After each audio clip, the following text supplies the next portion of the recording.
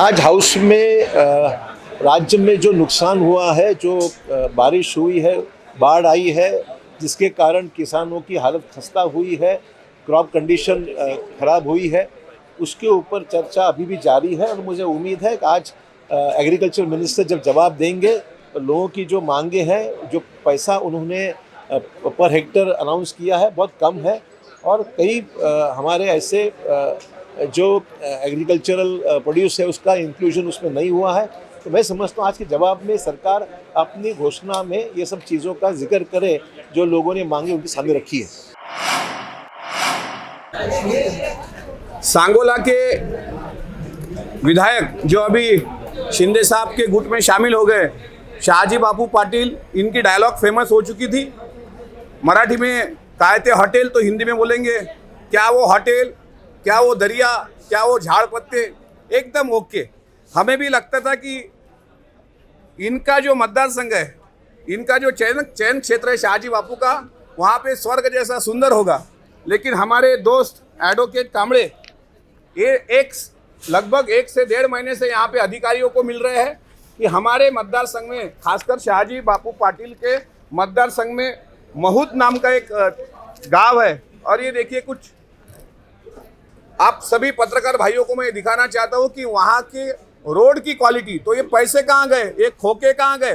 पिछले बार आप सरकार में थे, वो सरकार में जो विकास निधि आपको मिला, वो विकास निधि कहाँ गया, और 50 खोके कहाँ गए, ये सवाल तो जनता पूछेगी।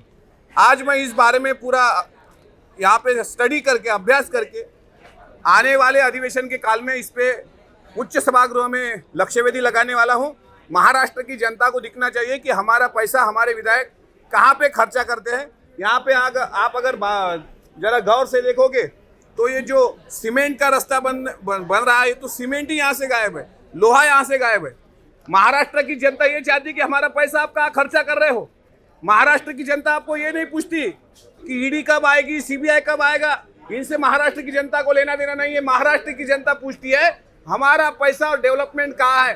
शाहजी बापू, आप गुस्सा मत होइए। मेरे जैसे आम किसान के बेटे ने आपको सवाल पूछा है, आप गुस्सा मत होइए, शांति से जवाब दीजिए, नहीं तो कहेंगे ये तमाशा वाला है, ऐसा है वैसा है। ये वो ना कहे, जवाब दे, नहीं तो आने वाले समय में आपके विधानसभा मतदार संघ की जनता आपको सवाल पूछेगी।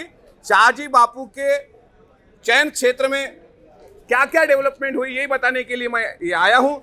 दूसरी एक घटना दलित अत्याचार की महाराष्ट्र में कल घट चुकी है, और तीसरी एक घटना अंधश्रद्धा, जिसे हम कहते हैं, अभी हमने डॉक्टर दाभोलकर साहब को पुण्य स्मरण दिन पर अभिवादन किया था, वो भी एक घटना घटी है पूना में और शाहपुरी में। उसके बारे में मैं थोड़ी देर के बाद आपसे बात करूंगा, लेकिन मैं चाहूँगा कि ऊपर विधान परिषद के हाउस में इस पे लक्ष्यवेधी लगे, और जो झाड़ी, डोंगर, हाटेल और एकदम ओके बोल के 50 खोके लेके गए थे, उनके मतदार संघ में किस तरीके से डेवलपमेंट हो रही है, ये हमारे महाराष्ट्र की जनता को भी पता होना चाहिए।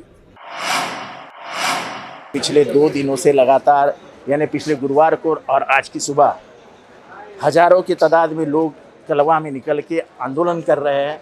उनका कहना यह है कि हमको गाड़ी में चढ़ने के लिए जगह ही नहीं मिलती है।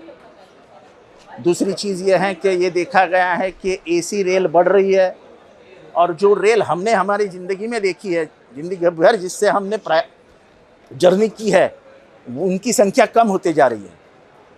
एक तरफ महंगाई बढ़ रही है, तो दूसरे तरफ आपके जानकारी के लिए मैं बताता हूं कि मुलुंड से लेके CSMT और CSMT से लेके कलवा से CSMT और CSMT से कलवा, ये रिटर्न जर्नी AC लोकल की पड़ती है 200 रुपये में, और महीने भर का सादा लोकल जो सिंपल लोकल है, उसका खर्चा आता है पास का 215 रुपया।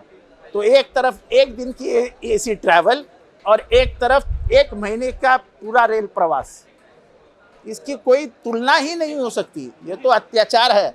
और एक तो हम रेलवे को पैसे देते हैं, तो सेफ जर्नी हमारा हक है। पिछले 3 महीनों में 180 लोगों की मौत हो गई है।